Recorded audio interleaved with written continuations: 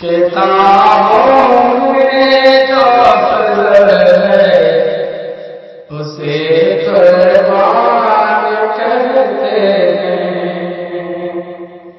کتابوں میں جو فضل ہے اسے قربان کہتے ہیں.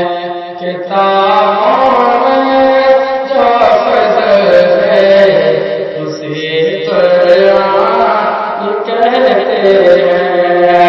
کتابوں میں جو فضل ہے اسے قرآن کہتے ہیں. کتابوں میں جو فضل ہے اسے قرآن کہتے ہیں.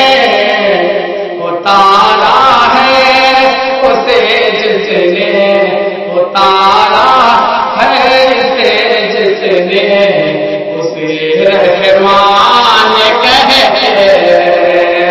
اتارا ہے اسے جس نے اسے رحمان کہتے ہیں. اور بسا لے اپنے سینے میں جو سے تیس پاروں کو بسا لے اپنے سینے